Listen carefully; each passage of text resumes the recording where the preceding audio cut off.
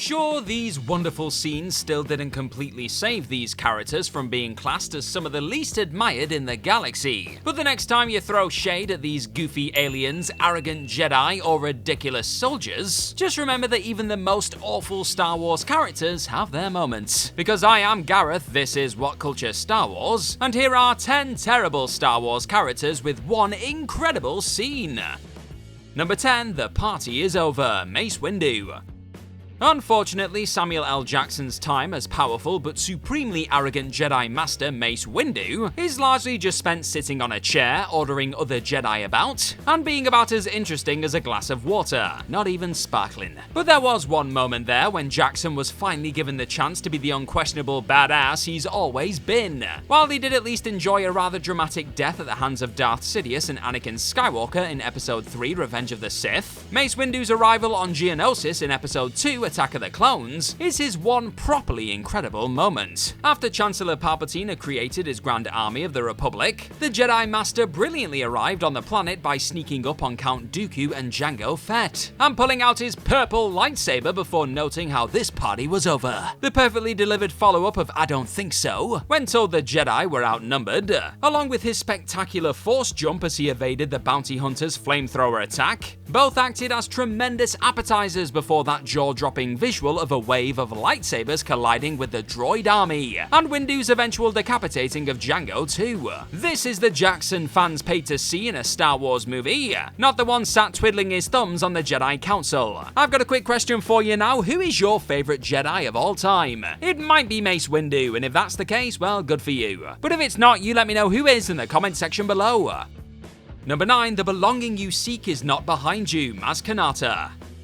Lupita Nyong'o's pirate queen, Maz Kanata, felt like a figure who would go on to be a rather compelling side character after her debut in Episode 7 The Force Awakens. In the end though, it turned out that this 1,000-year-old alien peaked during her first few minutes of screen time in the galaxy far, far away, which was a bit disappointing. Following on from a pretty engaging introduction which saw her reunite with old pals Han Solo and Chewbacca, along with meeting new heroes Finn and Rey, Kanata pops up not long after Rey's fascinating force back. Here, the wise being not only explains that the lightsaber which triggered this bizarre moment belonged to Luke and Anakin Skywalker at various points, but heartbreakingly tells Rey that the scavenger already knows the people she's waiting for on Jakku are never actually going to return. It's a seriously powerful exchange, and one that is only made more moving after Maz states how the belonging you seek is not behind you, it is ahead, and begins nudging Rey closer towards the Force. Outside of that memorable interaction with a freaked out Rey though, the Force-sensitive Kanata's time in the sequels is largely spent doing very little of note, with the character soon going from intriguing new addition to forgettable background figure. What a shame.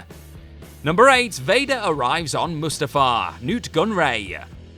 The Star Wars prequel trilogy certainly wasn't lacking in the offensive antagonist department, but one of the most infamously bad villains to pop up in George Lucas's flicks was the racial stereotype that was Nute Gunray. Throughout the flicks, the Neimoidian Trade Federation Viceroy could often be found cowering in front of Darth Sidious's hologram, rivetingly trying to convince Queen Amidala to sign a treaty, and just generally being a bit of a bland annoyance. But there was one quite satisfying moment the consistently dull Gunray ultimately found himself in the middle of: his own demise. Lovely. As and now Darth Vader arrives on Mustafa to take care of the remaining separatist leaders in Revenge of the Sith, the former Anakin Skywalker proceeds to brutally wipe out everyone in his path. It's in this quite harrowing moment when the new Sith Lord comes face to face with the snivelling Gunray. Despite trying to reason with the relentless Force user, his desperate words were sliced through by a devastating lightsaber backhand, as the whiny, deceitful villain was finally made to pay for his many crimes.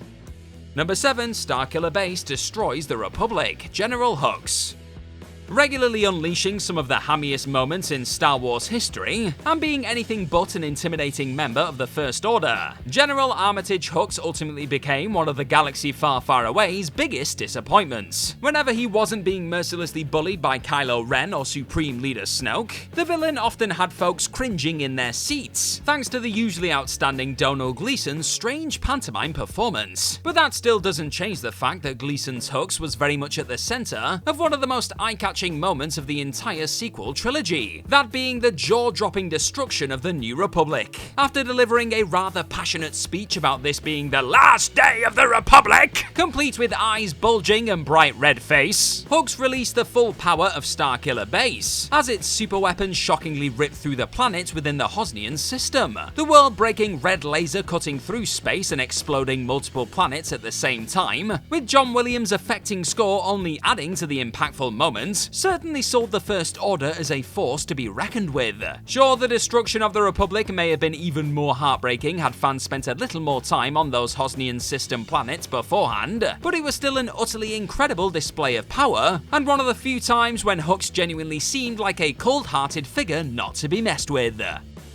Number 6. Order 66, Ki-Adi-Mundi. Before becoming one of the many Force users who were shockingly taken out by their former clone allies on the battlefield, Jedi Master Ki-Adi-Mundi hadn't really done much to endear himself to audiences, had he? His most memorable contributions to the Skywalker saga flicks came in the form of such arrogant statements as "impossible, the Sith have been extinct for a millennium," and Count Dooku apparently just being a political idealist, not a murderer. He definitely came across as a slightly less arrogant and heartless figure in the Clone Wars animated series, but the only real moment that forced folks to give a damn about the unsympathetic Jedi Master in the films came during the aforementioned Order 66 massacre. As the clones began picking off various Force-sensitive generals all over the galaxy, Ki-Adi-Mundi is the first to drop. The Jedi Council member was seen leading a collection of troops on the planet Mygeeto, only for that backup to shockingly turn on him and officially kick off a galaxy-changing event. Again, John Williams' emotional score makes Mundi's last stand more heartbreaking than it had any right to be, and gave the generally unlikable Jedi a surprisingly upsetting end. Cheers for checking out this video today, and if you're enjoying this slice of Star Wars fun, then tap on the subscribe button down below. Number 5. You're just a child in a mask, Supreme Leader Snoke.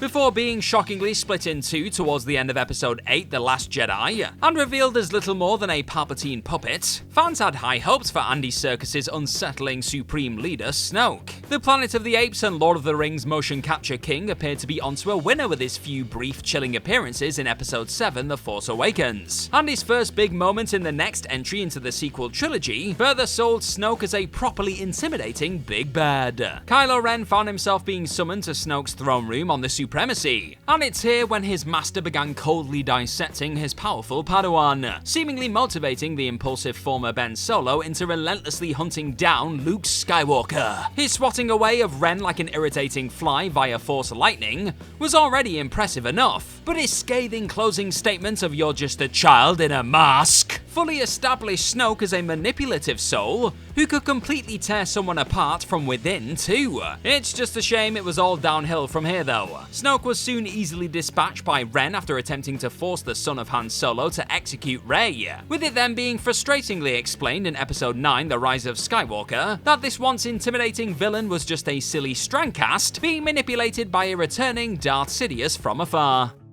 Number 4. The Jakku opening, Captain Phasma.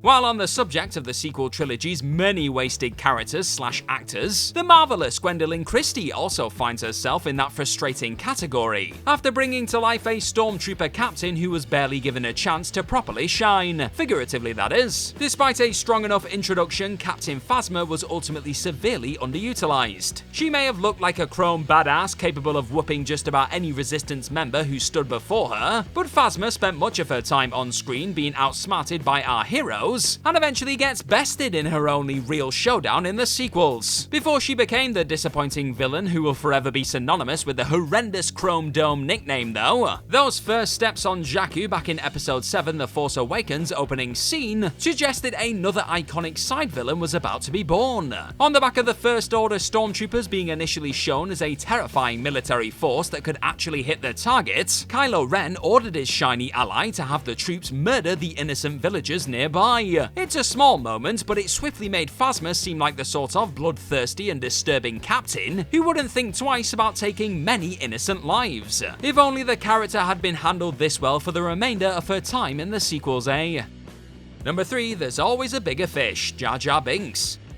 even arguably the most derided and rejected character in Star Wars history, bumbled his way through one awesome moment during the Skywalker saga. That's right, through no real fault of the hugely committed Ahmed Best, Jar Jar Binks' silly antics, and the character being seen by many as a clear and rather offensive racial stereotype, resulted in the Gungan being classed as one of the least enjoyable parts of the hit-and-miss prequels. However, there's still no denying that Jar Jar was actually very much present during one of Episode 1's finest sequences. When Qui-Gon Jinn and Obi-Wan Kenobi are guided through the Naboo waters by the slapstick figure, the trio are soon met by a number of frightening underwater beasties. Not long after being yanked back by a CGI gooberfish, a monumental and impressively crafted digital monster, a Sando Aqua monster to be more precise, stopped by to have that creature for dinner too. It was that unpredictable series of events that eventually gave birth to Jinn's instantly iconic "there's always a bigger fish" statement, as George Lucas fantastically established that these fictional oceans were just as deadly as the rest of this galaxy far, far away. Jar Jar may not have done all that much in the pulsating sequence, admittedly, but he was still there, understandably losing his mind in the passenger seat, while Naboo's insane wildlife looked to eat the trio alive. Number 2, the Battle of Nabo, B1 series battle droids.